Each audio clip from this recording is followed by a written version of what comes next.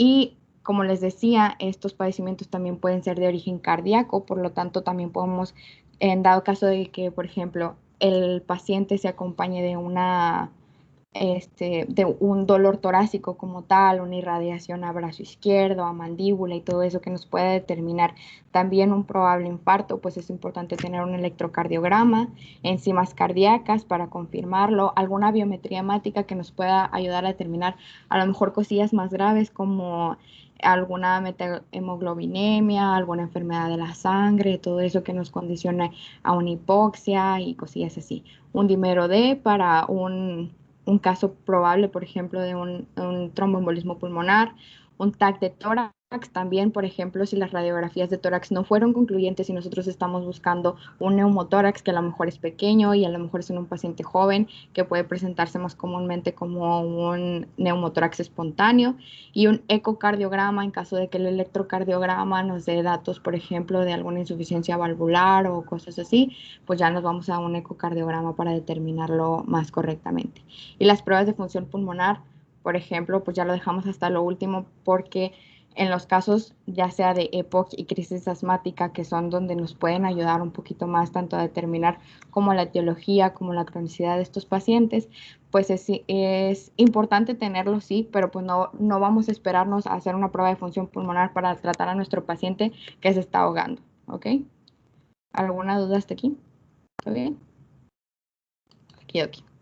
Bueno, el tratamiento de la disnea, como les decía, pues siempre va a ser la preservación de la vía aérea. Y yo creo que esto lo vamos a repetir durante toda la clase. Son las vías aéreas y la ventilación mecánica. Y el objetivo pues va a ser mantener la presión de oxígeno por arriba de 60 milímetros de mercurio o la saturación de oxígeno por arriba de 90. Aquí ahí en el libro que les comento del protocolo de actuación en urgencias vienen unos datos que nos indican que una saturación de oxígeno tomada con un pulso oxímetro que nos determine arriba de 90, pues tenemos que esperar una presión de oxígeno, una gasometría arterial de 60, y arriba de 94, pues arriba de 60. Si bajamos de esto, ya podemos inferir que la saturación de oxígeno es baja también. Y todo eso, ¿ok? Y el manejo como tal es de que todo paciente con hipoxia sin ninguna causa clara de la disnea, pues va a necesitar hospitalización. No podemos dejar que se vaya a su casa sin nosotros decirle que tiene tal o cual cosa, y si es un caso como que muy raro o así, no podemos dejar que se vaya a su casa porque puede empeorar allá o puede presentar otros datos y necesitamos explorarlo mucho más. Como les decía, no, lo primordial no son los estudios de imagen y todo eso, sino tratar al paciente, pero los estudios de imagen nos van a ayudar después de que estabilicemos a nuestro paciente para determinar las causas de su padecimiento y poder tratarlo posteriormente para que pues nuestro paciente mejore. Y si se puede curar, pues mucho mejor. Esto no sé si se alcanza a ver. Sí, sí, sí. Sí. Bueno, aquí está. Esta tablita es del libro que les decía, el de protocolo de actuación en urgencias, que ahí viene como más o menos o un poquito más amplio la explicación de lo que les comentaba en la segunda diapositiva, de que qué es lo que tenemos que hacer con nuestros pacientes. Pues es la disnea aguda con datos o signos de alarma, que eran los que les comentaba, de que taquipnea, taquicardia, estridor, uso de músculos accesorios y todo eso. Si los presenta, si tiene estridor o tiraje, pues vamos a hacer una laringoscopia urgente, porque también hay que sospechar de cuerpos extraños en la vía aérea, sobre todo cuando estamos hablando de pacientes pediátricos.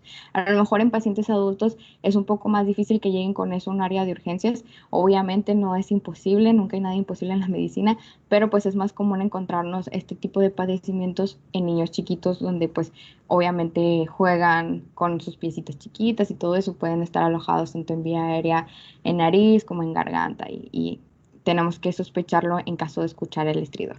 Si tiene otros datos de signos de alarma, podemos valorar la intubación orotraqueal y perdón, el RCP, la reanimación cardiopulmonar, perdón. Si no presente estos datos, como les comentaba, pues vamos a irnos a hacer la anamnesis, la exploración física y luego ya todas las pruebas de gabinete como la gasometría arterial, la radiografía de tórax y el electrocardiograma. Y ya valorando estas pruebas, pues vamos a determinar qué es lo que sigue y ahí viene como que una listita de situaciones en las que se van a ajustar a otros diagnósticos, ¿ok? Igual como quiera esta presentación se las paso para que la tengan por ahí. Ahora vamos a ver la hipoxemia. En la hipoxemia, como ya bien lo decíamos, es el aporte de oxígeno insuficiente. En este caso, pues va a ser determinado tanto por una función del gasto cardíaco, una concentración de hemoglobina y una saturación de oxígeno. Por ejemplo, en los casos en los que pacientes que estuvieron partícipes de un incendio o en intentos de suicidio y así que usan gases y todo eso, pues puede presentarse este tipo de situaciones. A lo mejor que sería como que un poco más común en el área de urgencias. Las manifestaciones predominantes en todos los casos de los síntomas respiratorios, cuando ya son obviamente más graves, pues van a ser neurológicos, que el paciente llegue desorientado, que llegue con alteración de la conciencia y todo eso. Por eso también es importante que a pesar de que hay como, digamos, como que hacemos la distinción en el área de urgencias de un paciente con alteración de la conciencia, que a lo mejor viene determinado por otras causas, por un TCE, por otra cosa, también tenemos que interrogar intencionadamente datos respiratorios, ¿ok? Los mecanismos de una hipoxemia, pues es la hipoxia por hipoventilación, los cortocircuito de derecha a izquierda, la desigualdad de la ventilación en la perfusión, la alteración de la difusión y el oxígeno inspirado a bajas concentraciones, ¿ok? En el diagnóstico y manejo, como bien lo decíamos, es indispensable el uso de la gasometría arterial porque esto nos va a dar una determinación de la saturación de oxígeno un poco más precisa que nos daría un pulso oxímetro y hay que determinar también el gradiente de oxígeno alveolar arterial. Hay una fórmula para determinar este gradiente, pero sinceramente no se los puse porque yo nunca he visto que lo manejen en el área de urgencias, entonces pues no los quiero llenar como que de información extra.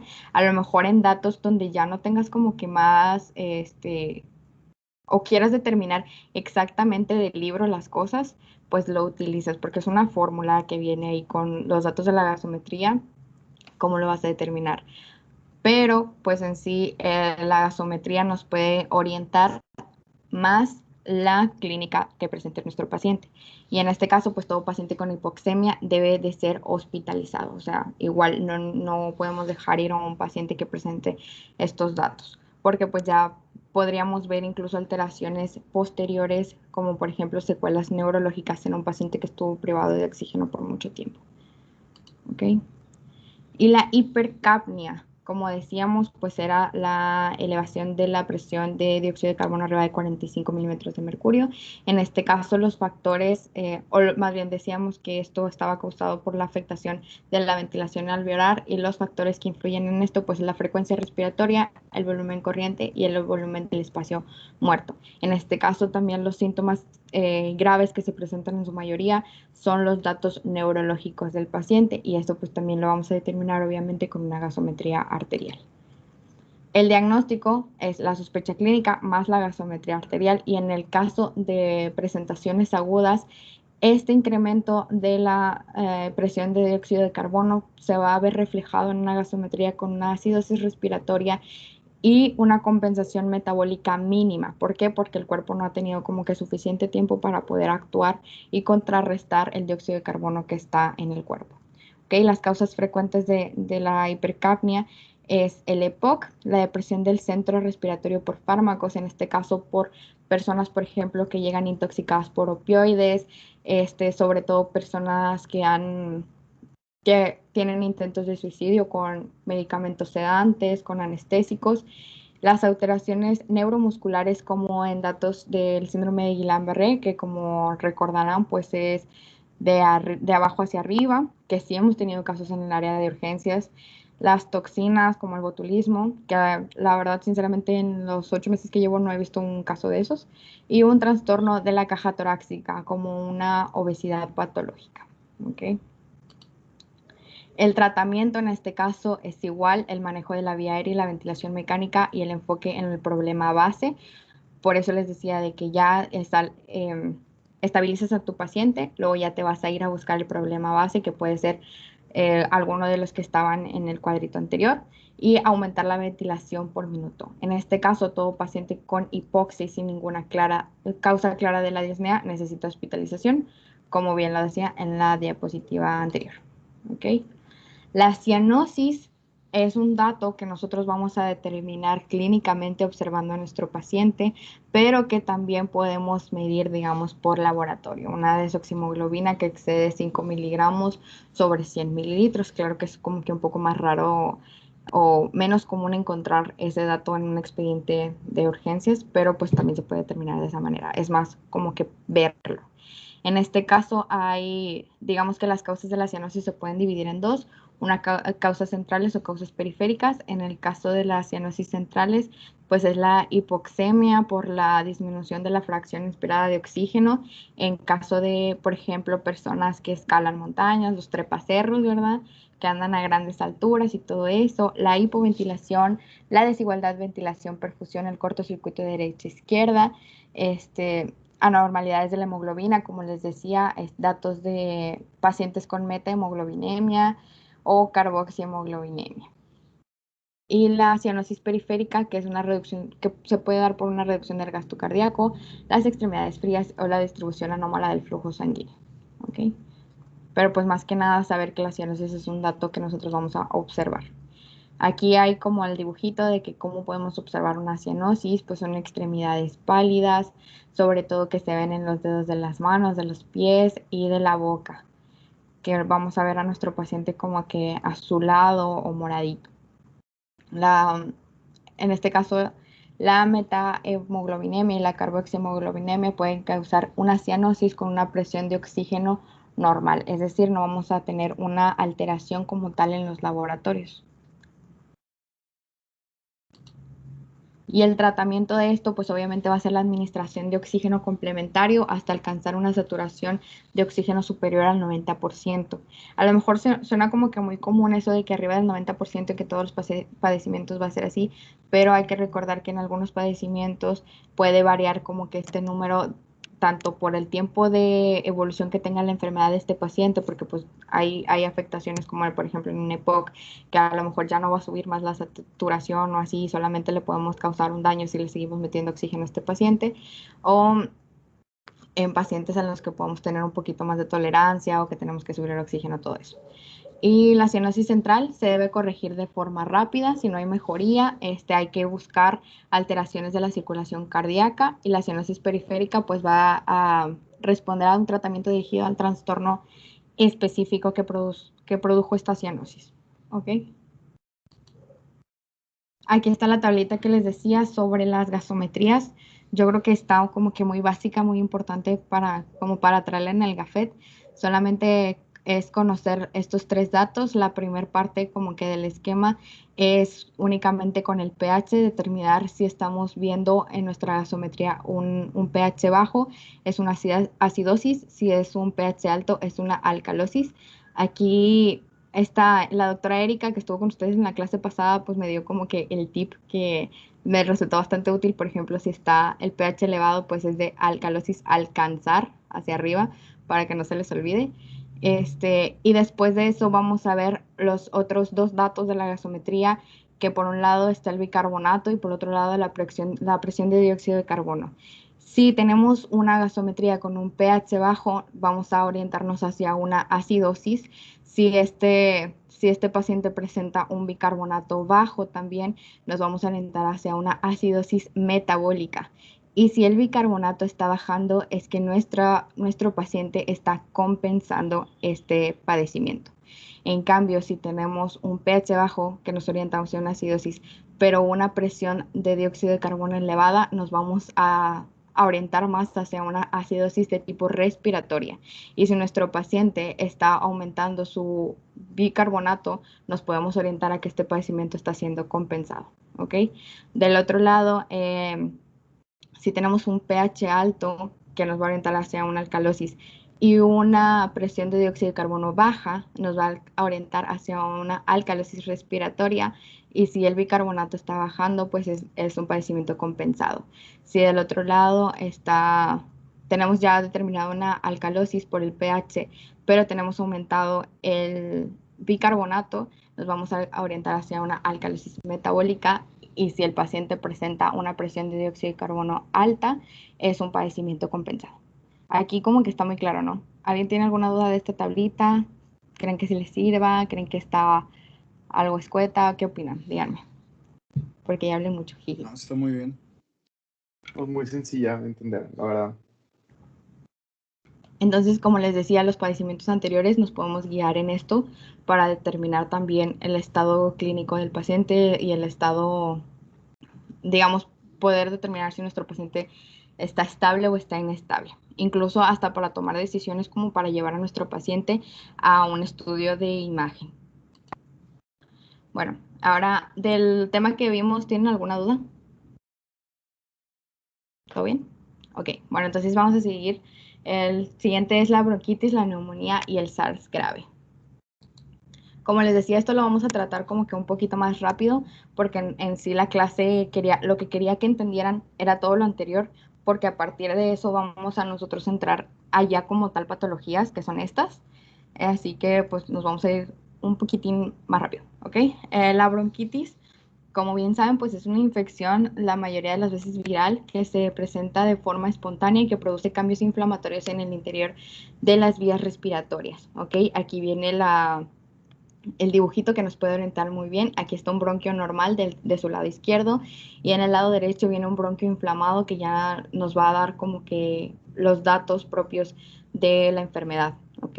Incluso recordar este dibujito nos va a ayudar a recordar cómo se puede escuchar al momento de auscultar a nuestro paciente.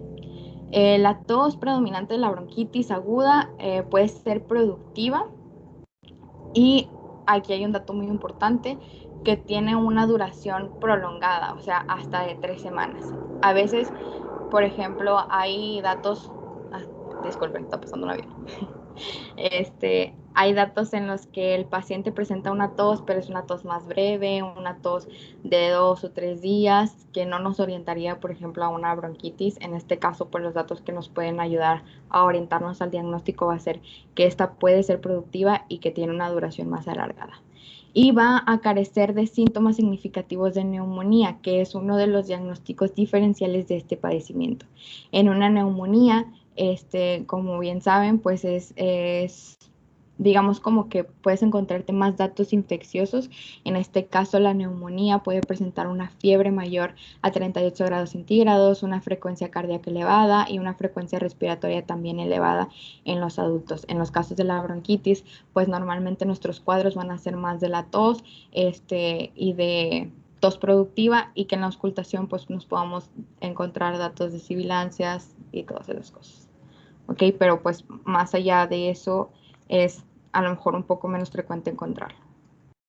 El diagnóstico con el que nos podemos guiar en este padecimiento son estos 4 que ven a su lado izquierdo, que es la tos de un inicio agudo. Ahí viene que menor a 3 semanas, pero como quiera pues es una tos bastante considerable. Ningún antecedente de una neumopatía crónica, signos vitales normales, como les decía, no va a tener como tal una elevación de la temperatura o una taquicardia o una taquipnea, y ninguna anomalía en la auscultación que indique una neumonía. ¿Ok? Ahí viene también otro dibujito un poco más explícito de la bronquitis, que viene como que los datos del bronquio con inflamación y las instrucciones para dar de alta a estos pacientes, porque estos pacientes como tal, si bien tienen un manejo en el área de urgencias, porque hay que recordar que el paciente viene al área de urgencias, nosotros no vamos a buscarlo, el paciente viene al área de urgencias porque se siente mal, va a llegar porque tiene una tos muy, digamos, como que ya se alargó mucho. Usualmente no van a consultar por una tos de 2 días, la mayoría.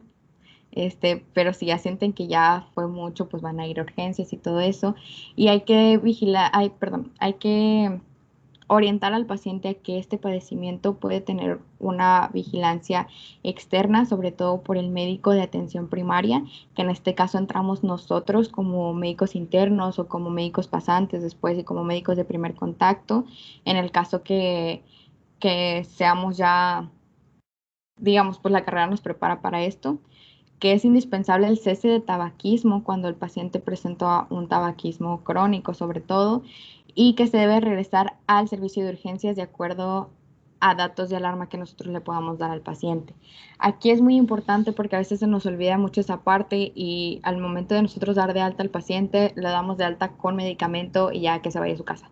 Sin embargo, hay que hacer mucho hincapié en el que padecimientos, sobre todo neurológicos, cardíacos y respiratorios, hay que darle a nuestros pacientes los datos de alarma por los que ellos tengan que acudir a un área de emergencias de nuevo. En estos casos, pues que se alargue la tos, que empiece a presentar fiebre, que empiece a presentar dificultad respiratoria y todo eso. ¿Okay? Hay casos en los que las bronquitis de los pacientes se pueden tratar, por ejemplo, con salbutamol. La imagen que están viendo ahí es un aerochamber o cámara aérea para el uso de se me fue el nombre, inhaladores, perdón, que este es como un separador entre la boca del paciente y el inhalador. Hay personas, o también he visto en centros de salud, que los hacen con, digamos, como que con la parte de arriba de las botellas. No es lo recomendado porque en sí este aparatito pues tiene como que el sello como las mascarillas que utilizamos para la ventilación, pero pues si no tenemos el recurso o el paciente no tiene el recurso, también le podemos indicar que haga eso. Y esta separación va a ayudar a que la dosis se pueda, digamos, pueda entrar de manera más eficiente a las vías aéreas del paciente. ¿Ok? Ahora sí, la neumonía, la causa principal y que es pregunta de examen, es el neumococo, es el Streptococcus pneumoniae, y hay también otros, digamos, agentes que nos pueden causar una neumonía, como el estafilococo, la Klebsiella, las pseudomonas y la Haemophilus influenza, y otras bacterias como la legionela, el micoplasma, la clamidia y todo eso, que hay como que una gran variedad de, digamos, de presentaciones, pero que en este caso, estos últimos que les mencioné son más orientados hacia una neumonía atípica, ¿ok?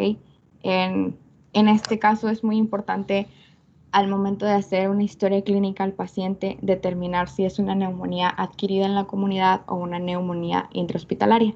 Ahorita les voy a dar como que los datos para orientarnos hacia una neumonía intrahospitalaria, porque es muy importante diferenciarlos ya que tienen, digamos, como que un protocolo de actuar un poquito diferente, tanto en los medicamentos que vamos a usar. Por ejemplo, en las neumonías intrahospitalarias pues son más el uso de antibióticos de amplio espectro y todo eso, o neumonías relacionadas, por ejemplo, a ventilador, a aspiración de secreciones y todo eso. ¿Ok? Aquí es lo que les decía, el cuadro de una neumonía pues va a ser más que nada dado por la tos, la fatiga, la fiebre y la disnea, y en este caso esta tos también puede ser productiva, y la producción de esta tos pues es más que nada en tipo de esputo y un dolor torácico pleurítico. Aquí viene una radiografía, en el lado izquierdo pues un pulmón normal, a lo mejor se ve como que un poquito más chiquito, pero al menos en mi computadora sí se alcanza a ver como que la trama vascular y todo eso, la silueta cardíaca bien definida, los bordes del diafragma también bien definidos y unos pulmones airados. En el lado derecho, en cambio, pues se ve un tejido pulmonar afectado. Ahí ven cómo está de que una parte del pulmón blanco, y del otro lado se ve como que un poco más normal, sí se ve la trama vascular y todo, pero pues sí se ve una afectación en el lado del pulmón derecho.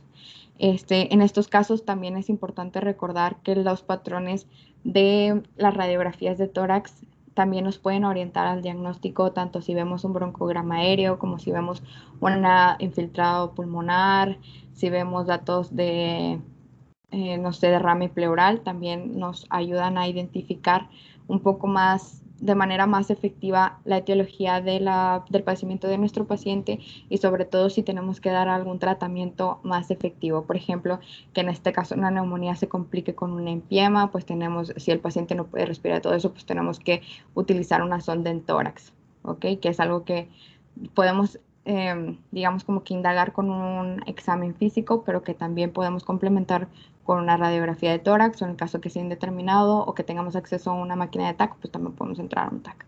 ¿Ok?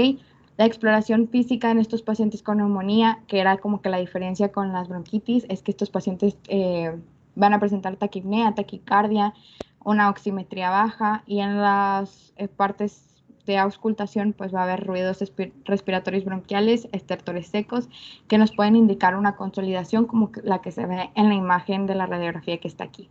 Y lo que les decía, una neumonía relacionada con la atención de la salud, o también llamada una neumonía intrahospitalaria, lo vamos a sospechar en pacientes que hayan sido hospitalizados durante 48 horas en los últimos 90 días. Por eso es importante hacer una historia clínica buena. Aquellos que recibieron tratamientos ambulatorios sintomáticos, pero de tipo invasivos, como diálisis, quimioterapia, cuidado de heridas o antibiótico-terapia intravenosa en el domicilio, y quienes residen en un asilo, ¿ok? En estos van a ser determinados como pacientes con una neumonía relacionada a la atención de la salud. Y esto era lo importante, porque tenemos que identificar qué pacientes son de neumonía extrahospitalaria o CAP, o una neumonía intrahospitalaria, porque ahí vamos a variar un poco el tratamiento que les vamos a dar. En el primer cuadrito, que a lo mejor no les voy a leer las dosis porque ustedes las pueden leer bien en su casa, pero pues es importante que revisar, por ejemplo, el tratamiento ambulatorio de una adquirida en la comunidad que no sea complicada y que el paciente no tenga algún otro dato. Se le puede manejar con acitromicina y doxiciclina. En el caso de una neumonía de la comunidad, pero que tenga trastornos concomitantes y que no se sospeche de una neumonía intrahospitalaria, o sea, que no haya recibido algún tratamiento invasivo, que no haya sido hospitalizado en los últimos 90 días, pues lo vamos a tratar con levofloxacino o con amoxicilina y ácido clavulánico, y tratamiento, digamos, como que a la par con acitromicina. ¿Ok? En caso de un paciente que llegue con una neumonía adquirida en la comunidad, pero que tenga un manejo intrahospitalario, porque recordemos que los anteriores que habíamos visto son manejos ambulatorios. En el caso de un manejo intrahospitalario, pues obviamente la medicación va a ser intravenosa y es con levofloxacino o ceftriaxona más acitromicina. Y el tratamiento intrahospitalario en estos pacientes que están internados en una unidad de cuidados intensivos, que también es, digamos, como que una extensión del área de urgencias, o algo así me lo imagino yo, porque pues es, digamos, como que otro punto más avanzado del área de emergencias. En estos casos la medicación va a ser con ceftriaxona más levofloxacino y vancomicina en el caso de pacientes que se determine una resistencia a meticilina, ¿ok? Y un tratamiento intrahospitalario de una neumonía intrahospitalaria, que como les decía, pues son medicaciones IV, es una levofloxacina, cefepima, y añadirlo con piperacilina o tazobactam. Y en el caso de igual una sospecha de paciente que tiene resistencia a meticilina, pues le vamos a combinar con vancomicina o linezolida. Y todos estos medicamentos pues se manejan en el HU y se manejan en medios hospitalarios de tercer nivel. ¿Ok? Ahí va como que un poquito la diferencia, de por eso les decía de que cuando sospechar una cosa y cuando sospechar otra. ¿Alguna duda de lo que acabamos de ver? Ok, bueno, aquí como tema relevante de ahora, la nueva, digamos, no es nuevo, pero sí es algo que de repente se nos puso enfrente y que tenemos que investigar bien, sobre todo porque es algo que hasta la fecha, pues no todos hemos tenido acceso a una vacuna, o no todos hemos tenido la oportunidad de, digamos, como que de vacunar a nuestros familiares o así. Es importante sospecharlo, sobre todo en las personas como ustedes que próximamente van a entrar de nuevo a las áreas de hospital. Esto no se va a acabar, esto va a seguir, digamos, presentándose en sus pacientes. Entonces es importante reconocer los síntomas que puedan presentar un paciente con sospecha de infección por SARS-CoV-2, ¿ok? En este caso es muy importante que el protocolo que se tenga en el hospital en el que estén, en el área en el que estén, no va a ser efectivo si ustedes no lo siguen. O sea, no importa que en la pared esté escrito que te laves las manos y no te lavas las manos. No importa que en el libro o en el manual venga escrito que uses tal mascarilla o tal protección ocular si tú no la usas. Entonces, lo primero y más importante es que cuando vemos un paciente con sospecha de coronavirus, tenemos que nosotros protegernos a nosotros mismos y esto lo vamos a hacer a través de las medidas de seguridad de un equipo de protección personal y no necesariamente un traje como los que se usan en las áreas tipo AEMA, porque en sí pues es un paciente que aún no estaría confirmado, estaría sospechoso, pero sí es importante utilizarlo. En este caso, estos pacientes que padecen o que son sospechosos de padecer coronavirus, pues nos van a presentar fiebre, tos, disnea, dolor de garganta y dolor de cabeza. Todo paciente ahorita que está llegando al área de triage con estos síntomas es referido al área de RESU2 y posteriormente con su prueba de PCR para la determinación de la presencia o no de coronavirus y, por ejemplo, si está infectado, pues se pasa al área de AEMA para su correcto manejo. Pero les recalco, es muy importante que las medidas sean seguidas por cada uno de ustedes, ¿ok? Esta nada más tiene una diapositiva porque no era como que en sí el tema de coronavirus, pero como les decía, es importante conjugar todo el cuadro. Y en este caso, por ejemplo, el patrón que nosotros nos vamos a encontrar en una radiografía, pues va a ser más a infiltrados bilaterales, ¿ok? De una neumonía atípica. ¿Alguna duda con la anterior? No, todo bien. Ok, en el caso de la tuberculosis, que es algo que también está muy presente en nuestra área, sobre todo porque es un padecimiento endémico de nuestro estado, es muy importante la identificación de este tipo de pacientes. Y literalmente este tipo de pacientes, que yo creo que la gran mayoría que están aquí han visto, sobre todo en el área de medicina interna, pues es que son pacientes de libro. Literalmente son pacientes que te van a referir todos los datos, desde fiebre, tos, pérdida de peso, malestar general y dolor torácico. ¿Ok? También los pacientes, en este caso la tos va a ser en su mayoría productiva y como les decía, es muy importante la historia clínica de estos pacientes. De verdad les aseguro que va a ser raro como que encontrar un paciente, al menos no con una, si van a sospechar de primero tuberculosis, pues lo van a encontrar del libro. A lo mejor si no tiene todos los datos, pues nos vamos a ir ahí a investigar un poquito más.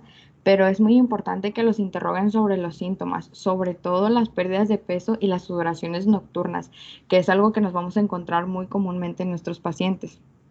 En estos casos hay pacientes, sobre todo cuando llegan al área de urgencias, que se presentan ahí porque tienen una neumonitis activa. A lo mejor no van a llegar como tal a un servicio de urgencias porque tengan fiebre y tengan, digamos, como que sudoraciones nocturnas. A lo mejor esos datos no los van a hacer sospechar como tal de algún padecimiento que tenga que requerir una atención médica inmediata y van a consultar a un primer contacto o a su centro de salud o todo eso. Muchos perros. Perdón. Pero sí nos vamos a encontrar estos pacientes cuando ya presentan datos de una neumonía activa y que van a llegar sobre todo con ya datos de expectoración y todo eso. Y es también común encontrarnos pacientes que nos digan que ya tenían determinada la tuberculosis desde su centro de salud y que ya estaban en tratamiento, pero se lo dejaron de tomar o se les acabó el medicamento o tienen una reinfección de tuberculosis, ¿ok? Hay que considerar el diagnóstico de la tuberculosis activa en todo paciente con síntomas respiratorios o sistémicos y esto es para facilitar el diagnóstico y tratamiento temprano y sobre todo lo más importante es reducir los riesgos de exposición.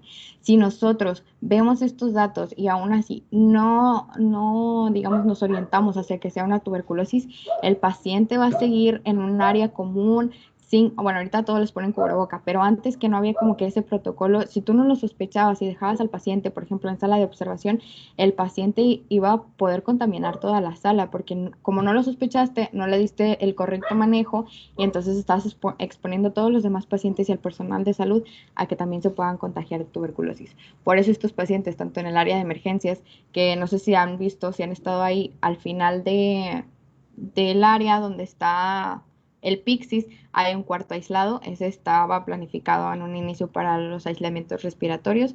También en las áreas de medicina interna, al final hay unos cuartos cerrados con un circuito de ventilación cerrado también para que no se expanda a otras áreas del hospital, que son para aislamiento aéreo, ¿ok?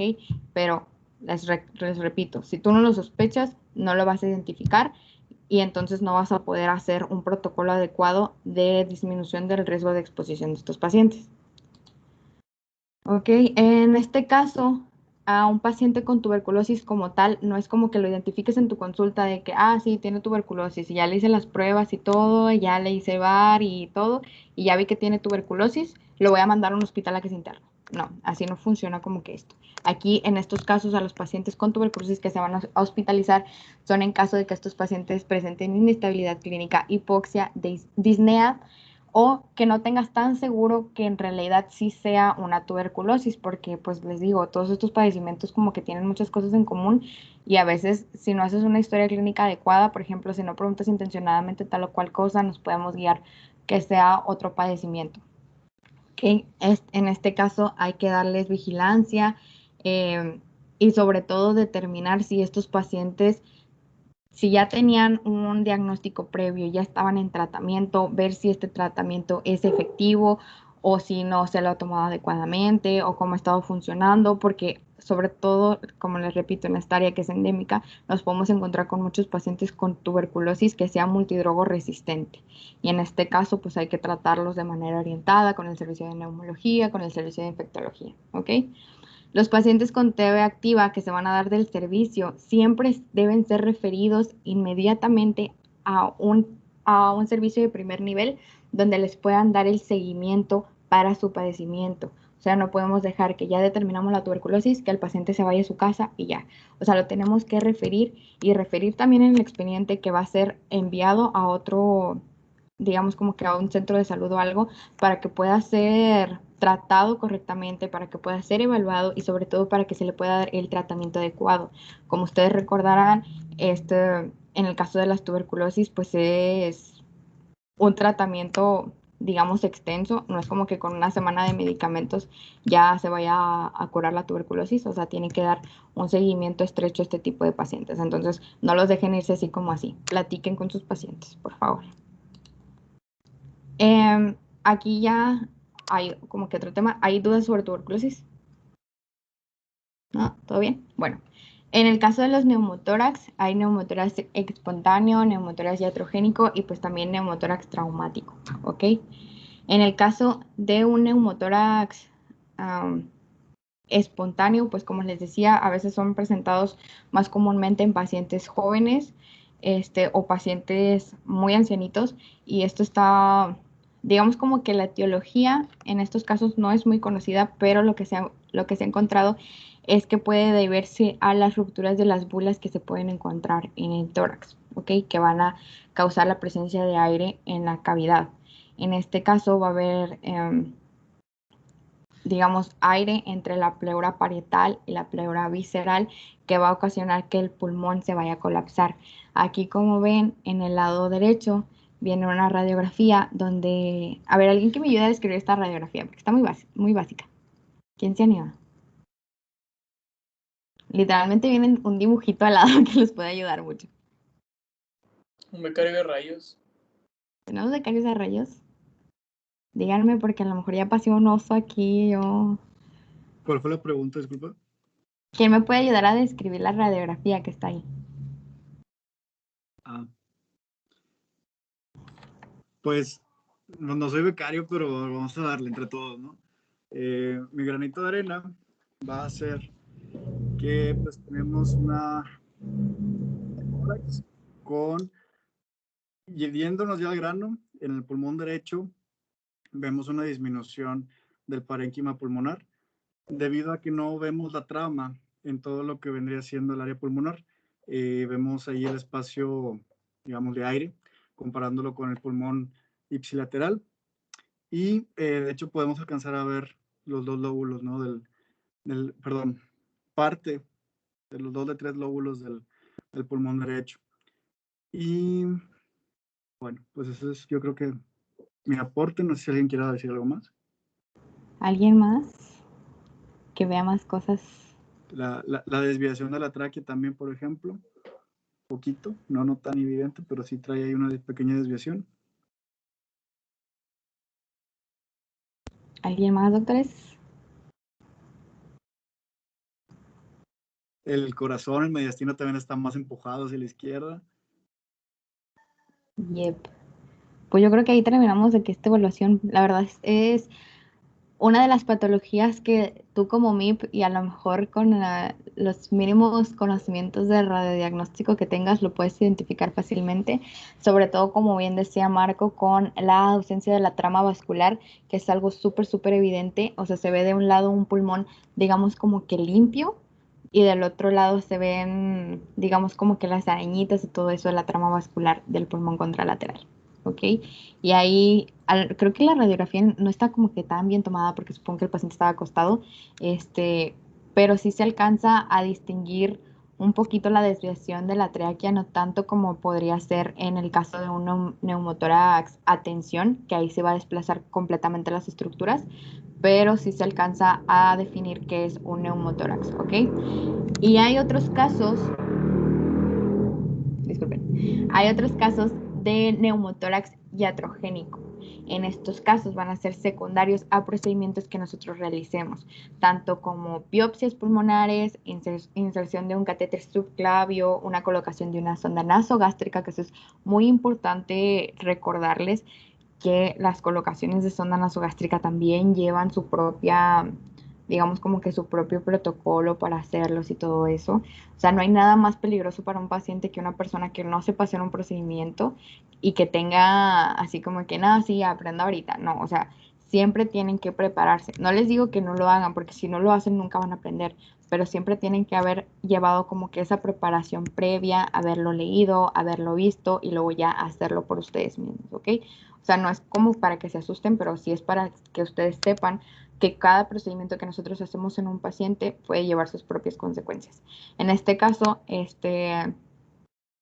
al menos que yo recuerde, solamente he visto un caso de un neumotórax que de manera iatrogénica que se hizo por la inserción de un catéter venoso central. Ahí pues se fue un poquito para abajo y le dio al pulmón, pero pues son cosas que pueden suceder y también ahí hablando que un poco de manera legal son cosas que debemos escribir en el consentimiento informado antes de hacer cualquier procedimiento, ¿ok? En, en los casos que no vienen aquí, que es el neumotórax que se produce de manera traumática, pues nada más se los platico un poquito, sobre todo en la evaluación en los pacientes politrauma, que hayan chocado, que se hayan golpeado, que hayan sido policontundidos. Hay que hacer una exploración también orientada a eso, sobre todo si el paciente presenta datos respiratorios. Al momento de hacer nosotros la exploración podemos encontrar fracturas de costillas, al encontrar los crepitantes, al encontrar un enfisema subcutáneo o al encontrar un dolor que sea, digamos, unilateral del paciente, ¿ok? Y ahí sí, a pesar de que podemos encontrar datos clínicos, digamos, de alguna, la abolición de los ruidos cardíacos de un lado del tórax del paciente, también es sobre todo que tenemos la herramienta de llevar un rayo portátil a nuestra área de resucitación, pues es importante ver estas radiografías, no nada más tomarlas y que ya ahí se quedan en el expediente, sino verlas y tratar de descifrar y de ver qué es lo que estamos observando en una radiografía de tórax. Aquí el neumotórax se va a presentar también como en los datos clínicos como un dolor preurítico de inicio agudo y un neumotórax de gran volumen sí te puede causar más datos como una disnea, una taquicardia, una hipotensión e hipoxia. A veces hay situaciones en las que los pacientes también presentan incluso ingurgitación yugular, así que son datos que también debemos observar detenidamente en este tipo de pacientes si es que llegáramos a sospechar de un neumotórax. En los casos de un neumotórax masivo, se puede presentar también la hipotensión, una desviación de la tráquea, como les decía, que es lo que viene en esta imagen también, y la hiperresonancia de un lado afectado. ¿Por qué? Pues porque va a haber mucho aire. Yo me acuerdo que en las clases de prope, lo que hacíamos como para tratar de escuchar, si nunca habías escuchado, era inflar de que los cachetes y golpearlo. Así es como se iba a escuchar una hiperresonancia, porque está lleno de aire, ¿ok? Más o menos así se escucharía un, un pulmón que está con neumotórax. No te rías, Ricardo. Bueno, ahí está la radiografía. Como bien lo decía Marco en la radiografía pasada, este paciente también tiene una ausencia de la trama vascular. Ahí podemos alcanzar también a ver un pulmón airado, un aumento de los espacios intercostales que también nos da un neumotórax y una desviación de las estructuras. Si bien ven aquí, este es un neumotórax del lado izquierdo, donde está desplazado el corazón hacia el lado derecho, ¿ok? Igual que la tráquea. En el caso de los tratamientos de los neumotórax, hay que determinar si este neumotórax es masivo o es un neumotórax más sencillo, porque sí va a tener ahí como que su diferencia de manejo. Hay neumotórax que su actuar incluso puede ser hasta de manera conservadora, incluso solamente con observación y con el uso de oxigenoterapia, que eso puede ayudar mucho a la reabsorción de un neumotórax, pero en el caso solamente de neumotórax que el paciente no presente ningún dato de dificultad respiratoria ni algún otro dato que nos pueda orientar a que sea un padecimiento más grave y que sea de menos del 25% del espacio pulmonar. En caso de que aunque sea menos del 25%, pero que tenga datos nuestro paciente, ya vamos a tener que hacer algo para ayudar a este paciente. Ya no se puede quedar de un tratamiento conservador, ¿ok? Y hay dos, digamos, como que tratamientos que podemos utilizar. Uno puede ser una toracostomía inmediata con una aguja, que esto puede ser incluso como que el tratamiento único, o también podemos utilizar una toracostomía con sonda, o podemos utilizar los dos. Ok, yo encontré este dibujito y creo que es como que la manera más simple de explicar la colocación de una sonda en tórax. Como quiera, ahí les traigo ahí unos videitos para que lo veamos. Pero nada más así como sondeo, ¿alguien de ustedes ha visto o asistido en un procedimiento de este tipo? Ahí levanten la manita para ver cuántos de ustedes. ¿Nadie? Oh my God, ¿por qué? Ah, maldita pandemia. Ah, mira, Gama sí. Gama, ¿te acuerdas más o menos como qué fue lo que tenía tu paciente o por qué le pusieron esta sonda en tórax? Si no mal recuerdo, tenía un hidroneumotórax. ¿Y te acuerdas qué se hizo o por qué causó este padecimiento? Creo que tuvo un accidente de auto y algo atravesó, o bueno, la laceración hizo que se acumulara el aire y el agua. Y pues ya metieron la sondita y después pues la sonda o sea, sí, la derivación para que drenara el agua. Y ya se quedó ahí en sala de resu como 2 horas o algo así. Ok, ¿y qué hiciste tú en esa colocación? ¿Pasaste las cosas? ¿Te dejaron hacer algo? Ok, ¿cómo participaste? Uy. No, en aquel entonces estaba pues como estudiante todavía, o sea, en cuarto semestre y nada más me dejaron ver. Ok, bueno, como quiera ahorita les digo, les voy a pasar un videito para que vean cómo es esta colocación, pero es muy importante determinar que este es un procedimiento invasivo que lleva igual sus complicaciones también y sus indicaciones. En este caso, el dibujito que está aquí es como los pasos a seguir.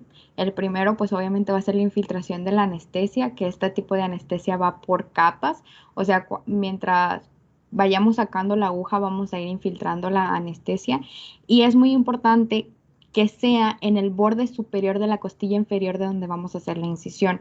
Las incisiones usualmente son en dos partes, pero pues aquí en el HU se maneja por, digamos, por seguridad para no afectar estructuras, sobre todo del lado izquierdo que está el corazón, que no vayamos ahí a picarle el corazón, pues es en el segundo espacio intercostal de la línea axilar anterior. ¿Ok? Ahí es donde vamos a hacer la incisión. Nosotros vamos a palpar, vamos a identificar la costilla y en el borde superior de la costilla inferior del espacio donde nosotros vamos a entrar, ahí es donde vamos a comenzar a infiltrar, sobre todo para no afectar el paquete neurovascular que está en las costillitas. Dime, Marco. ¿Cuál espacio intercostal comentaste, perdón? Segundo espacio intercostal, línea axilar anterior. Va, gracias. Por enfrente, por ejemplo, si nosotros vamos a utilizar una aguja, nos vamos a ir al quinto espacio intercostal de la línea medio clavicular, ¿ok? Pero sobre todo, pues, la aguja, pues, obviamente es un medio más chiquito de invasión y, como les decía, en el lado izquierdo, pues, tenemos el corazón, pues, no vamos a meter ahí una sonda, ¿ok? Luego, después de que hacemos la infiltración, hacemos el corte, una incisión más o menos como de 2 centímetros Y hay diferentes pinzas, las que se usan más comúnmente son las de tipo Rochester, que son unas pinzas como que súper alargadas, yo creo que miden como 30-35 centímetros, para poder empezar a abrir la musculatura y las capas hasta llegar al espacio donde se encuentra el neumotórax. Después con el dedito, obviamente con guantes, aquí no me había fijado que el dibujo no traía guantes, pero no metan nada que si no traen guantes, por favor. Van a empezar digamos como que hacer espacio. Aquí en el siguiente dibujito después del dedito viene cómo está la pinza Rochester sosteniendo la sonda, y esta sonda siempre se va a dirigir apical al pulmón, o sea, no la vamos a meter directamente, sino que va a ser hacia arriba. Y esta sonda puede ir conectada hacia un vacío o hacia un sello de agua, ¿ok? Y ya va a empezar a drenar el aire. Hay casos en los que también, dependiendo del tipo de patología que tenga nuestro paciente, porque puede ser un hidrotórax, un hidroneumotórax, un neumotórax, un hemoneumotórax, va a ser el tipo de sonda que vamos a utilizar, sobre todo, por ejemplo, en pacientes que tengan una reabsorción, perdón, un padecimiento que sea solamente de aire, pues podemos usar sondas más chiquititas, o en caso de que nosotros sospechemos hasta de un empiema, pues tenemos que usar una sonda de mayor calibre para que por ahí pueda drenar el líquido que tenga adentro del pulmón, ¿ok? Y aquí lo que les decía, en pacientes estables con neumotórax chiquititos, que no tengan ningún dato que pueda condicionar que al paciente le vaya mal, pues se puede utilizar oxigenoterapia de 2 a 4 litros por minuto en medio de cánula nasal. Ahí, antes de que se me olvide y que se me olvidó mencionar en las diapositivas pasadas, en estos padecimientos que hemos visto, es más efectivo a veces utilizar tanto la mascarilla como la mascarilla con reservorio, porque nos dan un mayor aporte de la fracción inspirada de oxígeno, y la cánula nasal pues no le podemos subir tanto a los volúmenes de oxígeno, porque también no es bueno para el paciente, ¿okay? ¿Dudas de neumotrax? Bueno, Sí, a ver, por- ¿quién? no entendí por qué ella arriba dice las radiografías no deben obtenerse antes del tratamiento. Ah, ok, perdón, ahí va. Acuérdense lo que les dije. Hay digamos como que lo primordial de un tratamiento de urgencias, pues es salvaguardar la vida del paciente. Si estamos viendo el paciente que de plano no puede respirar, que de seguro trae un neumotórax masivo o un neumotórax que no lo deja respirar, pues obviamente no vamos a esperar de que, ay, deje que venga el rayo, a ver si está. Si yo ya lo exploré y ya determiné que tiene unos ruidos cardíacos abolidos, que de plano no está respirando, que tiene un enfisema subcutáneo, pues yo ya clínicamente ya puedo determinar que es un neumotórax y que está afectando la vida de mi paciente. Entonces, rápido, saco mi kit de sonda en tórax y la coloco. O sea, hay que también ser rápidos. Si, por ejemplo, por el contrario, es un neumotórax chiquito, que el paciente, aunque no está de que al 100% estable, pero que sí puede esperar, o tú determinas como médico que sí puede esperar a que venga el rayo y ya lo puedes tomar para determinarlo, pues está bien. Pero lo importante siempre va a ser salvaguardar la vida del paciente, ¿ok? Excelente. En el caso, antes de que se me olvide, porque sí es cierto, no viene aquí en esta diapo, en el caso de un neumotórax masivo, el tratamiento, como les decía, va a ser inmediato, y en este caso va a ser con aguja. Y la aguja también la podemos usar ya sea en el mismo espacio donde ponemos una sonda, o en la parte anterior, en el quinto espacio de la línea medio clavicular, ¿ok? O sea, lo medimos de que por aquí. Y ahorita les voy a pasar un videito para que vean cómo se hace, pero literalmente es insertar una aguja de gran calibre, o sea, tampoco vamos a usar una aguja de insulina para hacer esto, o sea, tiene que ser una aguja grande para nosotros poder evacuar el neumotórax, y se va a escuchar el airecito. O sea, se escucha el airecito súper claro. Hagan de cuenta que la Rosa de Guadalupe se queda tonta al lado de lo que van a escuchar ahí, ¿ok? A ver, sigamos. La hemoptisis. Aquí viene una tablita bien padre, porque la verdad es algo bastante común encontrarla en urgencias, y a veces a lo mejor suena tonto, pero a veces puede ser fácil confundir un sangrado que tenga un origen de vía digestiva a un sangrado que tenga origen de vía aérea, ¿ok? Yo sé que suena tonto y que dices, ay, no, nunca me voy a confundir, pero pasa, ¿ok? En este caso, la hemoptisis es a partir de más bien se define como una expectoración de sangre que procede de las vías respiratorias bajas. Hay pacientes que presentan una hemoptisis masiva, en este caso se definiría como una velocidad de la hemorragia que va a exceder los 600 mililitros en 24 horas, o el ritmo de la hemoptisis, que son más o menos de 100 a 150 mililitros por hora, que ya sería así como que mi paciente se está desangrando. En este caso es indispensable que se haga una intervención inmediata, sobre todo para evaluar la asfixia del paciente. Aquí hagan de cuenta que lo importante no es determinar si mi paciente viene con una hemoglobina de 4. Si mi paciente no está respirando porque se está asfixiando, porque tiene mucha sangre en su vía aérea, de nada me va a servir pasarle un paquete globular y esperarme a las pruebas y todo. O sea, primero vamos a actuar acerca de la vía aérea del paciente, o sea, evitar que mi paciente se asfixie con la sangre que hay en su vía aérea y ya después determinar si sí necesita paquetes globulares o no, ¿ok? O sea, no lo olviden, pero no es lo más importante en un área de emergencias de primera, así que llega nuestro paciente. Hay diferentes etiologías de la hemoptisis y estas se dividen de acuerdo a los cuadros que nos puedan dar, tanto patologías de la vía aérea, que va a ser como que de lo más común que vamos a ver en un área de emergencia, sobre todo ahí en el HU, por experiencia se los digo, que pueden ser por las bronquitis, las bronquiectasias, una neoplasia, que esto también te puede dar datos, una neoplasia a lo mejor de algo más crónico. También podemos confundirlo a lo mejor con una tuberculosis, porque en estos casos también los pacientes presentan pérdida de pesos y así, y pues esto lo vamos a determinar ya después con los, digamos, estudios auxiliares. En el caso de las neoplasias, pues la manera de actuar también va a ser con una fibrobroncoscopía, que va a ser determinar, o sea, meter una camarita vía aérea para poder tomar muestras y todo eso, ¿ok? También puede ser debido a una enfermedad vascular, tanto como un tromboembolismo, una malformación arteriovenosa, que en estos casos ya, por ejemplo, podemos solicitar un angiotac para valorar todo el árbol arterial bronquial y todas esas cosas. Las patologías cardíacas también te pueden dar hemoptisis.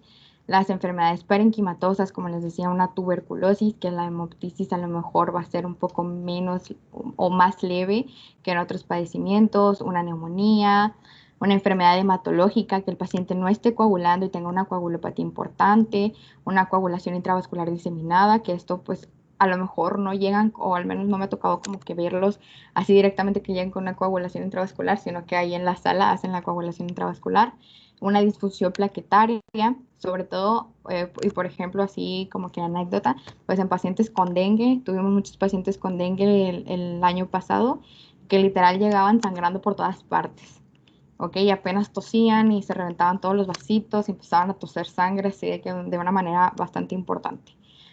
A ver, Marco, ¿qué fue? Sí, perdón por interrumpirte. Pero ahorita que comentaste lo de la coagulación intravascular diseminada, ¿cómo es que se ven los pacientes o qué es lo que tú te das cuenta? Vaya, la clínica real, ¿no? Hay de urgencias. Pues mira, los pacientes que me ha tocado ver con coagulación intravascular diseminada han sido estos pacientes que han llegado por cuadros graves, que ya vienen graves referidos de otros hospitales y así, y sobre todo pacientes intubados que ya han tenido manejo por varios días. De repente empiezas a ver que los tiempos de coagulación empiezan a salir muy prolongados.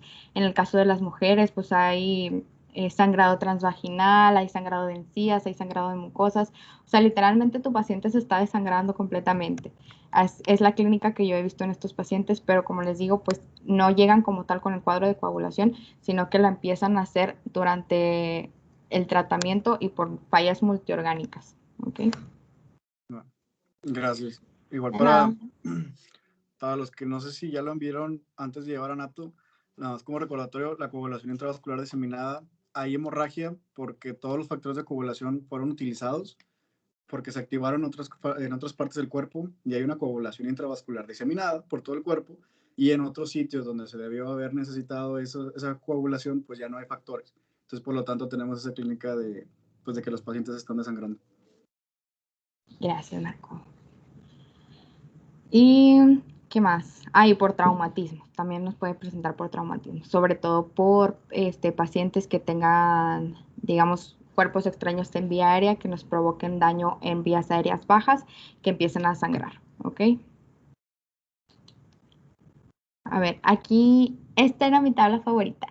de verdad la busqué intencionadamente y por esta razón fue la que encontré el libro que les decía, porque quería que vieran la diferencia entre una hemoptisis y una hematemesis.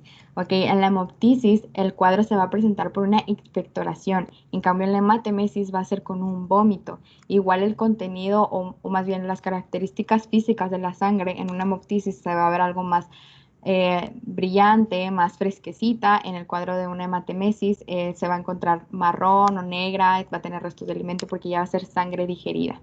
¿Ok? También hay que recordar que sí puede presentarse un sangrado de origen digestivo que sea rojo brillante, pero pues es más común encontrarlo como que marrón. Y acuérdense que también tiene que ver todo lo demás del paciente. El paciente no es nada más el síntoma con el que llegó, el paciente es completo, ¿ok?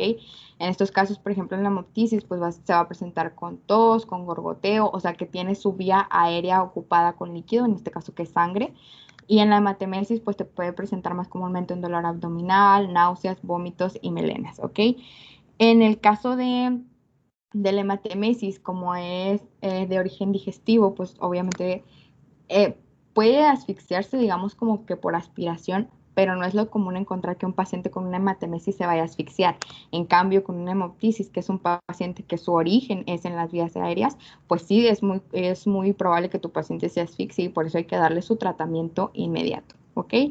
En la hemoptisis, solamente si es masiva y ha sido crónica, puede bajar puntos en la hemoglobina que nos vaya a poder propiciar una anemia, pero no es como que lo más común. Por eso les decía que tampoco íbamos a empezar por ahí.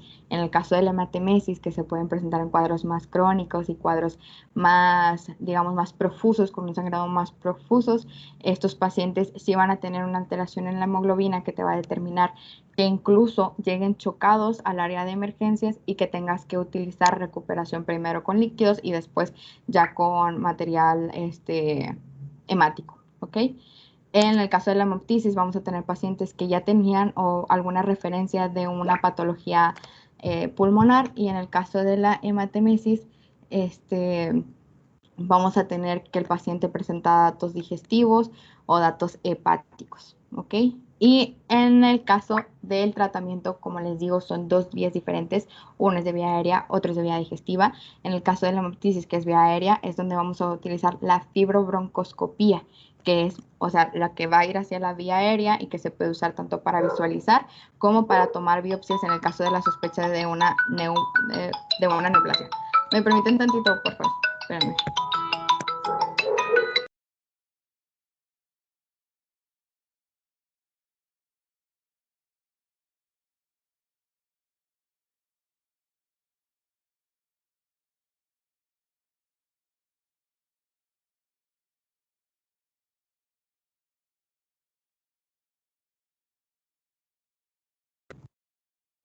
Lo siento.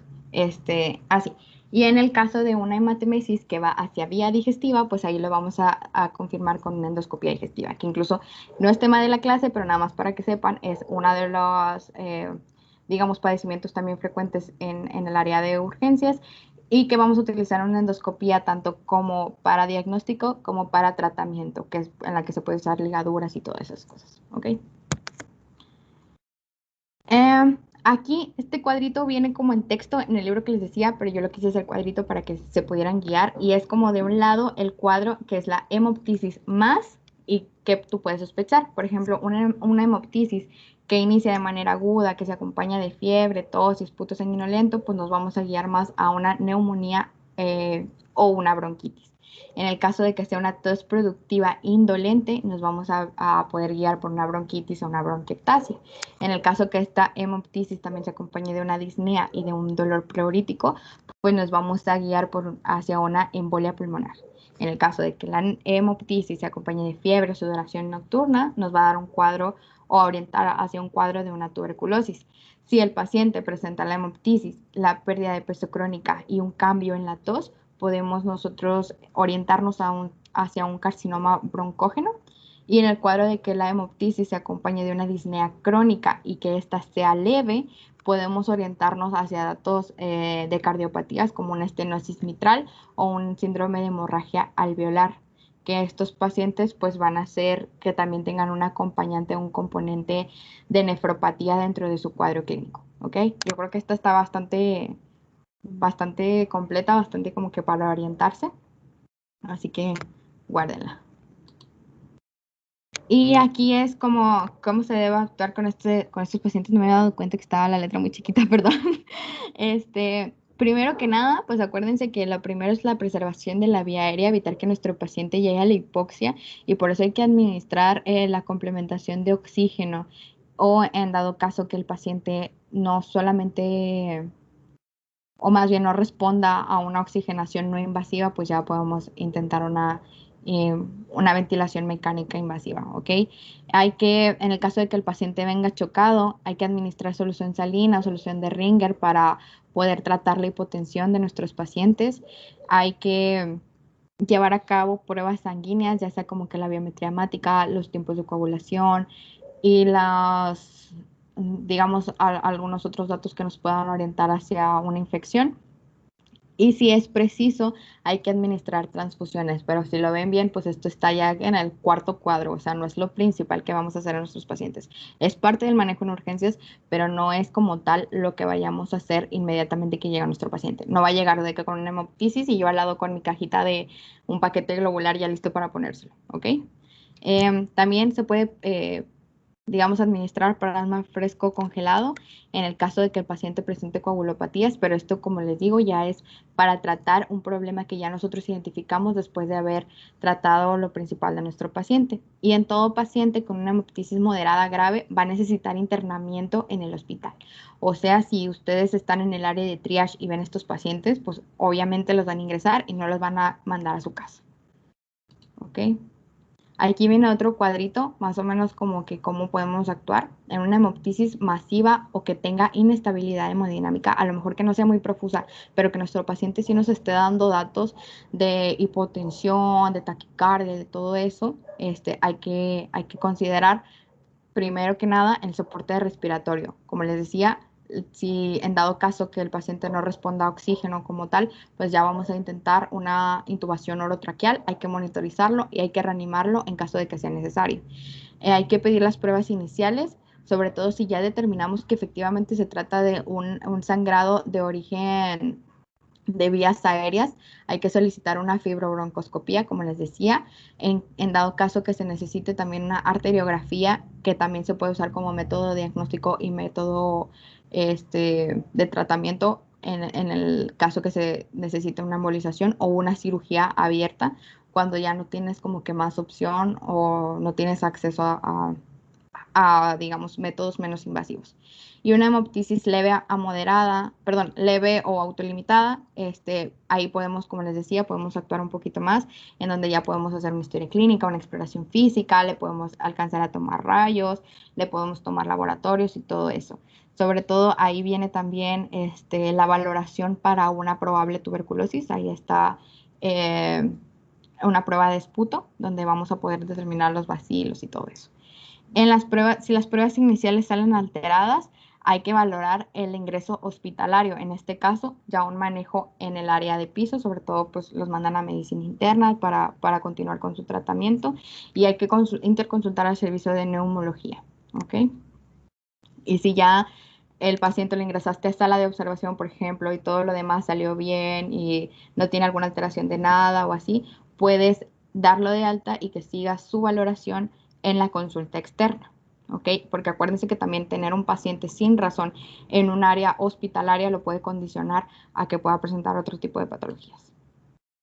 ¿Hasta ahorita dudas de eso, de hemoptisis? ¿No? Ok, asma y EPOC. Son cosas que también les van a llegar y sobre todo que les van a llegar a una consulta de primer nivel. El asma, como ustedes bien saben, es una obstrucción de la vía respiratoria que es reversible, al contrario del EPOC, que a veces ya tiene datos de irreversibilidad, sobre todo en las pruebas de la función respiratoria de estos pacientes, ¿ok? El asma también se va a acompañar de hiperreactividad del árbol tráqueo-bronquial, y el EPOC o la EPOC tiene dos formas. Una puede ser con enfisema pulmonar y otra con una bronquitis crónica. ¿Ok? Aquí podemos también determinar incluso hasta por grupos de edad. A veces el asma es más común que se presente en niños. No es exclusiva de los niños, eso es muy importante. pero a lo mejor es más común que puedas ver un paciente pediátrico con asma a que veas un paciente adulto con asma. Sobre todo de primera vez, porque a veces los pacientes adultos que presentan asma pues ya traían un diagnóstico desde su casa o han vivido con asma toda su vida o cosillas así. ¿Ok? La exploración física en estos pacientes va a mostrar sibilancias en la exhalación prolongada. Es muy importante que vean estos dos tipos de cuadros, el asma y el EPOC, porque van a tener tratamientos similares y en la exploración también se pueden mostrar cuadros similares, o sea, ambos te van a dar sibilancias. Pero en las características de estos pacientes es que también va a presentar disnea, también va a presentar sensación de tirantez en el tórax y también van a presentar tos, ¿ok? No los podemos como que dejar así.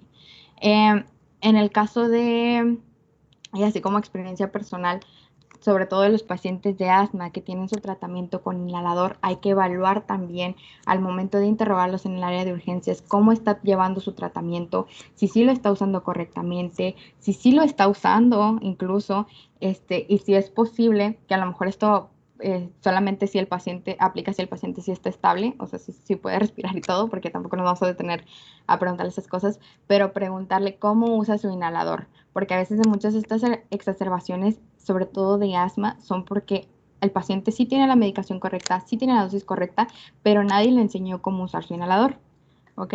Entonces ahí como que tipsillo importante para ustedes como médicos, ¿ok? Es importante que la administración de oxígeno complementario sea empírico. Igual, no nos vamos a esperar a determinar qué tipo de padecimiento es, le vamos a dar oxígeno si nuestra paciente está desaturando. Y esto es para corregir el oxígeno con una meta por arriba del 90%, ¿ok?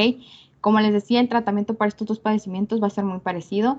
De primera instancia, los agonistas adrenérgicos beta son los fármacos de primera elección para este broncoespasmo.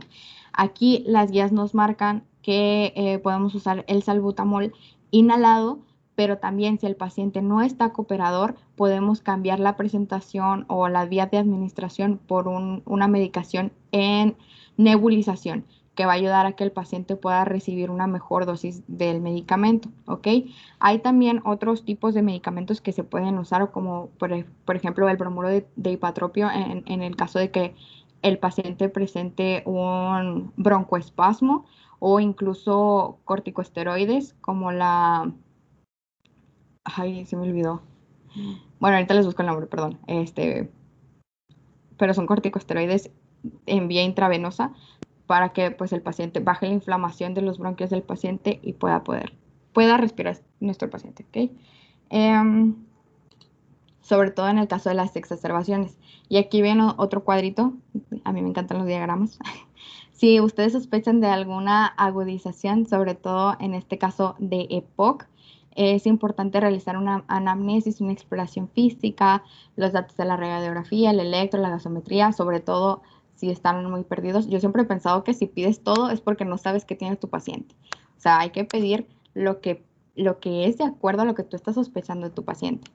Si tú ya con esto determinaste que es una agudización de EPOC y el paciente presenta un esputo purulento, si sí presenta, pues te vas a orientar a que sea algo más bacteriano y le vas a dar antibiótico-terapia. Si no, no está indicada la antibiótico-terapia, sobre todo en un servicio de urgencias, porque puede ser, digamos, contraproducente si empieza a crear una resistencia a antibióticos, ¿ok? Si tienes puto que no es purulento o si no tienes puto incluso, ahí tú puedes valorarlo con otras escalas, tanto que sea bacteriana, que sea vírica, que sea una etiología, digamos, que no sea vírica ni bacteriana, que sea más hacia algo de coagulación y todo eso, y ahí ya nos vamos a guiar para pedir un dímero D o un angiotac o algo así, para un tromboembolismo pulmonar, por ejemplo. ¿Ok? Aquí también tenemos datos cardíacos. Por ejemplo, si sospechas de que el paciente al explorarlo empieza a presentar una arritmia o tiene datos de soplos cardíacos y todo eso, ahí vas a solicitar un electrocardiograma, puedes determinar una arritmia, puedes determinar un ecocardio con un péptido natriurético elevado y ya te va a dar como que orientar hacia otros laditos. O incluso también puede ser una orientación hacia otros padecimientos mismos pulmonares, como una neumonía, un derrame pleural, un neumotórax o un traumatismo, que son cosas que ya vimos y que ya vimos su tratamiento. ¿Ok? ¿Alguna dudita de eso? ¿No? ¿Todo bien? Bueno, ahora sí, Todo bien. vamos a los videos. Son 3 videitos. Esto es como que lo de, digamos, lo invasivo. El primero es el de la intubación. Nada más que déjenme ver si se alcanza a ver de aquí. Creo que... Le voy a adelantar tantito porque...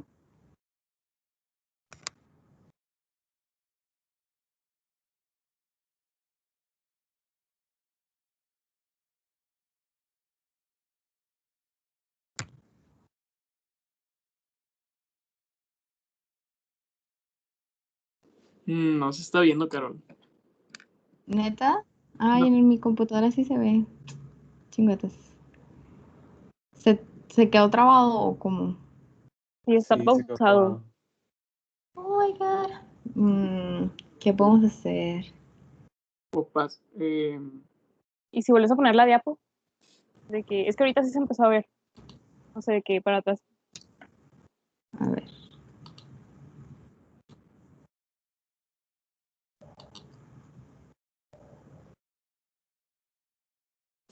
Ahí se ve Ya bien. se ve. Excelente. ¿Sí se escucha también? Sí, sí, Sí, también. sí se escucha.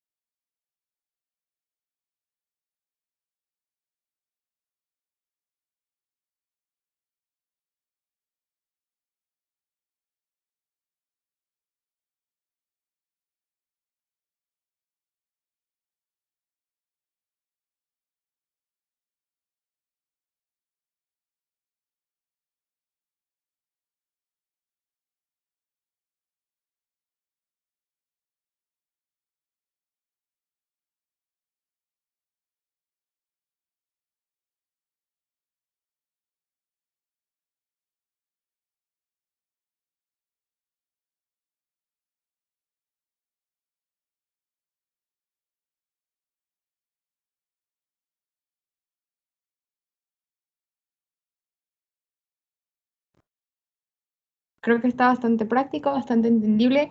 Si bien en nuestro hospital, en nuestro internado como tal, no es nada común ver que un MIP esté intubando, como quiera yo les recomiendo que si ustedes están, digamos, tienen la posibilidad de estar en un servicio o en un lugar donde les permitan hacer este procedimiento, lo hagan.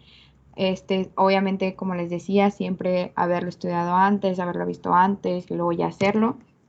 Y también es muy importante, por ejemplo, para las personas que van a presentar examen para el ACLS, también les van a pedir la de intubación endotraqueal, ¿ok? ¿Alguien tiene alguna duda de esto, de la intubación? No. Ok, bueno, también nada más como Yo tengo una duda, perdón. A ver, ¿qué pasó? Es que en el ATLS te maneja que en la intubación de trauma utilices etomidato y succinilcolina, pero que yo recuerde no usaban esos fármacos, sino que usaban pues lo que había, lidocaína u otra cosa. Entonces, mi pregunta es, ¿qué fármacos o qué serie de fármacos usan en el universitario? Cuando hay etomidato, sí se usa etomidato. Ahorita sí hay, afortunadamente, pero a veces, incluso a veces nada más con lido y con midazolam, con sedar al paciente, es lo único que se utiliza. O sea, depende mucho de los recursos a los que esté disponible el hospital. Y pues lo más importante pues va a ser la preservación de la vía aérea. Obviamente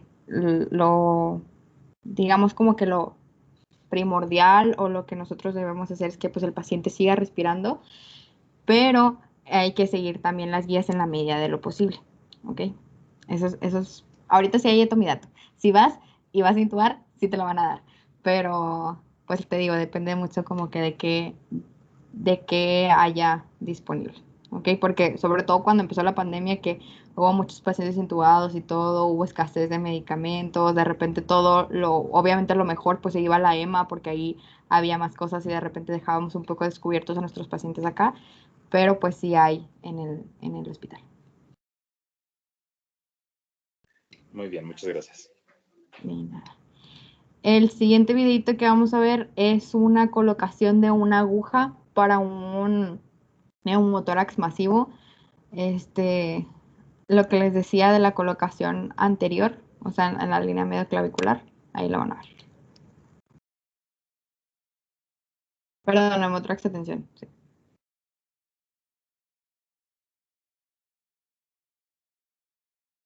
Con un enfisema subcutáneo importante, también ahí lo van a ver.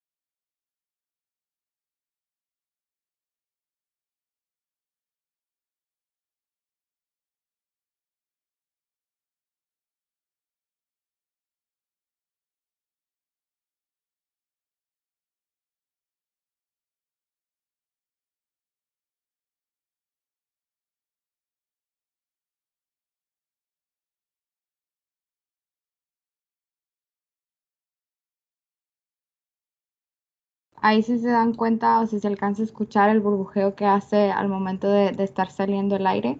Como bien decía la persona que lo estaba colocando, esto de el agüita pues es para uno para determinar bien que haya la salida de aire y otro para que haga una trampa de agua como un sello para que no haya como una comunicación de espacios. Hay otros que es una válvula de Hemlich, que es como si fuera un tubito también, pero tiene adentro como si fuera un globito. Ahí les digo, siempre la adaptación es importante en la medicina y hay personas que lo hacen con la aguja y cortan un dedito de un guante y la enganchan como en la agujita y ahí se va a ver cómo se empieza a expandir como valvulita para que vean correctamente la salida de aire. Pero pues les decía también, escuchándolo, poniendo atención, se va a escuchar todo eso. Este tratamiento que acaban de hacer es un tratamiento, digamos, inmediato y de emergencia. Si bien vieron, el paciente estaba desaturando y ya empieza a sacar todo el aire, pues ya empieza a recuperar la saturación, pero no lo podemos dejar con una aguja así. O sea, el tratamiento como tal de este paciente pues va a ser que se va a llevar su sonda en tórax, ¿ok? Y ahorita vamos a ver la colocación de sonda en tórax. Aquí ya está abierto. Acuérdense que los pasos principales, pues obviamente es el equipo de protección personal, la asepsia del área donde vamos a nosotros hacer la incisión. Y aquí también se salta el pasito de la infiltración con la anestesia. O sea, procuren que su paciente, a pesar de que lo sedan la mayoría de las veces, pues también se va a llevar ahí un piquetón importante. Y entonces, pues también hay que ser considerados y también hacer una anestesia local, ¿ok?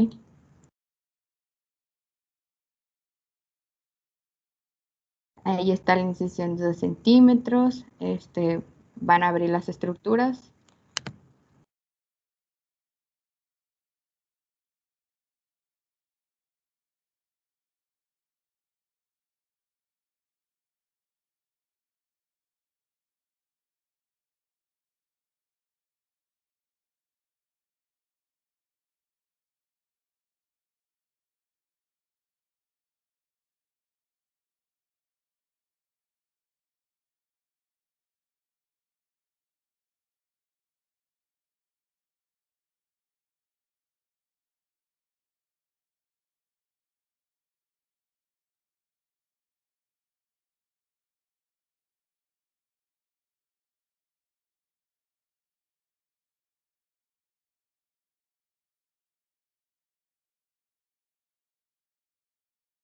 Creo que está silenciada, Carol.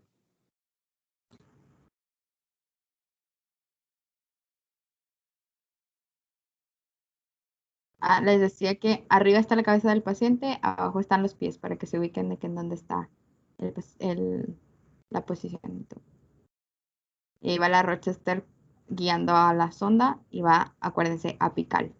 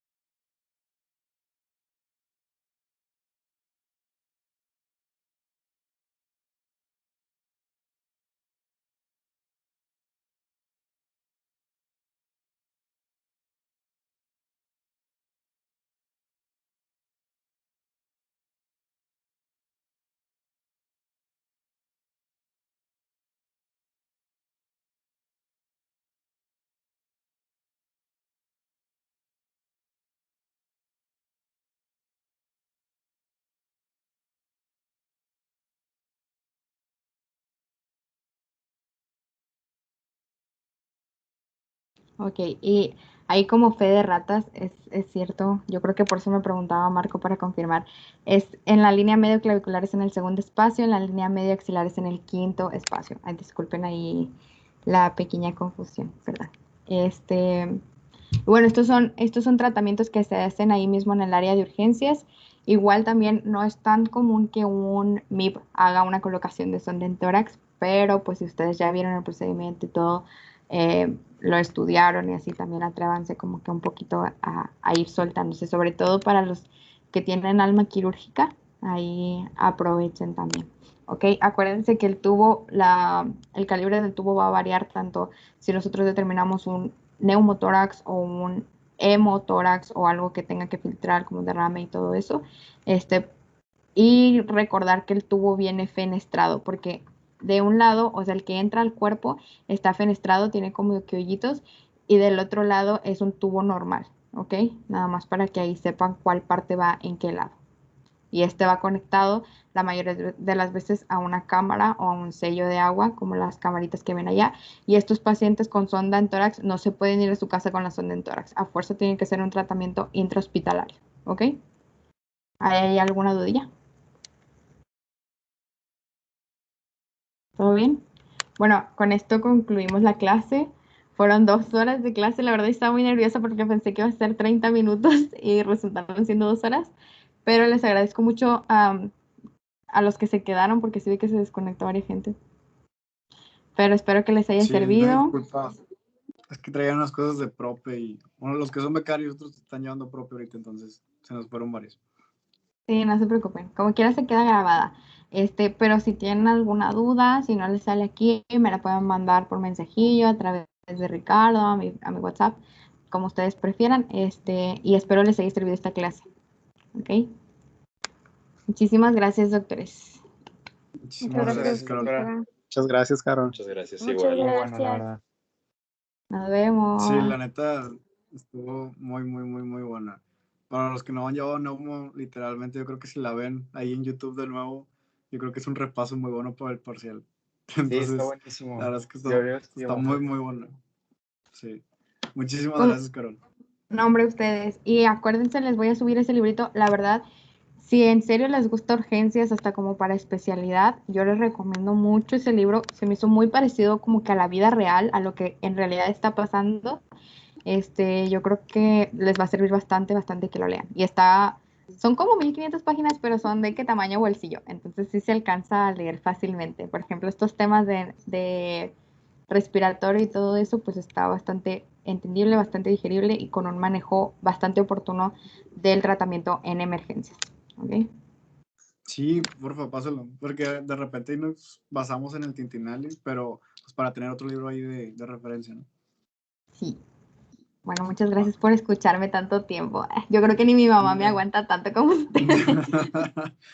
No, hombre, un gusto. Listo, si no hay duda, yo creo que ya acabamos aquí. ¿Ok? Sí. Hasta luego, chicos. Bye. Nos vemos. Bye. Gracias, Carol. Nos Gracias. vemos. Bye, Adiós. cuídense Bye. mucho. Gracias.